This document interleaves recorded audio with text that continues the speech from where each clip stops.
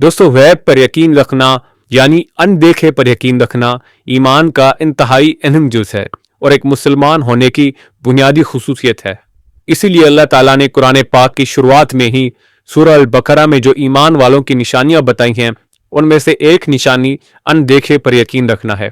جیسا کہ سورہ البقرہ میں ارشاد فرمایا گیا ہے کہ یہ اللہ کی کتاب ہے، اس میں کوئی شک نہیں، یہ ہدایت ہے ان پرہیزگار لوگوں کے لیے جو غیب پر ایمان لاتے ہیں اور نماز قائم کرتے ہیں اور جو رزق ہم نے ان کو دیا ہے اس میں سے خرچ کرتے ہیں۔ دوستو اللہ تعالیٰ کی ذات پر یقین کا ایک تقاضا یہ بھی ہے کہ ہر اس چیز پر ایمان لایا جائے جو کہ اللہ تعالیٰ نے قرآن پاک میں بیان فرمائی ہے، اور قرآن پاک میں اللہ تعالیٰ نے ایمان والوں کی ایک نشانی یہ بتائی ہے کہ وہ اندیکھے پر یقین رکھتے ہیں۔ دوستو اندیکھے پر یقین میں بہت ساری چیزیں آتی ہیں۔ اندیکھے پر یقین رکھنے کا سب سے پہلا تقاضا اللہ تعالیٰ پر یقین رکھنا ہے۔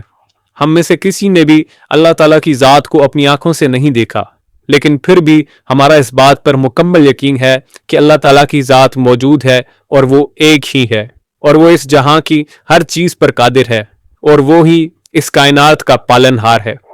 اسی طرح غیب پر یقین کا دوسرا تقاضا ملائکوں کے وجود پر یقین رکھنا ہے۔ ہم ملائکوں کو دیکھ نہیں سکتے اور نہ ہی آج کی ماڈرن سائنس ملائکوں کے وجود کی تصدیق کرتی ہے، باوجود اس کے کہ آج کی دنیا سائنس کو کامل علم سمجھتی ہے۔ مسلمان پھر بھی ملائکوں کے وجود پر کامل ایمان رکھتے ہیں۔ اسی طرح ہم میں سے کسی نے قیامت کا دن اپنی آنکھوں سے نہیں دیکھا ہے، لیکن بحیثیت مسلمان ہم سب کا اس بات پر ایمان ہے کہ ایک دن قیامت نے برپا ہونا ہے اور ہم سب نے اس دن اپنے اعمال کا حساب دینا ہے۔ قیامت کے دن پر یقین رکھنا بھی غیب یعنی اندیکھے پر یقین رکھنے کا ایک تقاضا ہے۔ دوستو بالکل اسی طرح اندیکھے پر یقین رکھنے کا ایک تقاضا یہ بھی ہے کہ انسان جنات کے وجود پر یقین رکھے، جن کے بارے میں قرآن پاک میں ایک پوری سورت اتاری گئی ہے۔ دوستو جن عربی زبان کا ایک لفظ ہے جس کا مطلب ہے چھپا ہوا یا آنکھوں کو نظر نہ آنے والا۔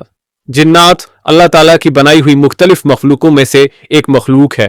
جس طرح اللہ تعالیٰ نے انسانوں کو بنایا ہے، جانوروں کو بنایا ہے، پرندوں کو بنایا ہے، کیڑے مکوڑوں کو بنایا ہے، اسی طرح جنات بھی اللہ تعالیٰ کی بنائی ہوئی ایک مخلوق ہے۔ یہ ایک ایسی مخلوق ہے جو انسان کی آنکھوں سے پوری طرح چھپی ہوئی ہے، کیونکہ ان کی دنیا ہماری اس جسمانی دنیا سے مختلف ہے۔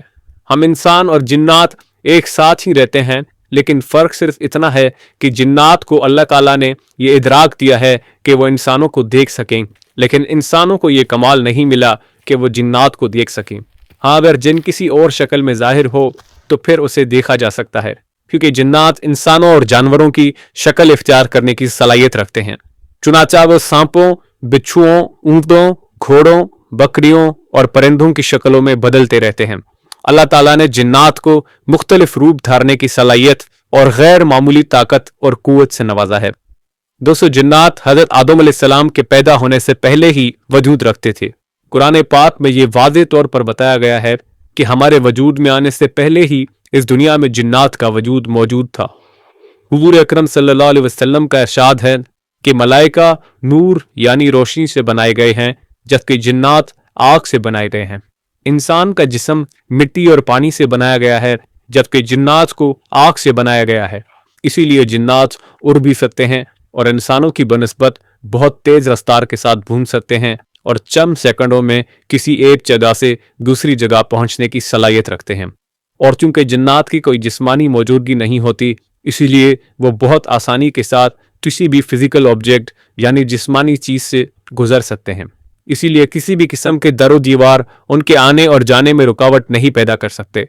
جنات میں بھی نیک و بد ہر قسم کے لوگ پائے جاتے ہیں، جس طرح انسانوں میں پائے جاتے ہیں، جو کہ اپنے اعمال کے مطابق ثواب و عقاب کے مستحق ہوتے ہیں۔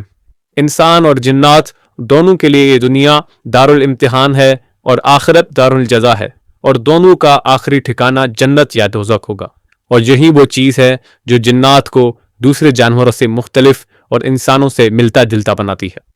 دوستو آج کی ویڈیو میں ہم نے جنات کا مختصر سا تعارف کیا۔ انشاءاللہ نیکسٹ ویڈیو میں ہم جنات کے حوالے سے مزید معلومات کے ساتھ آپ کے سامنے حاضر ہوں گے۔ تب تک کے لیے اللہ حافظ۔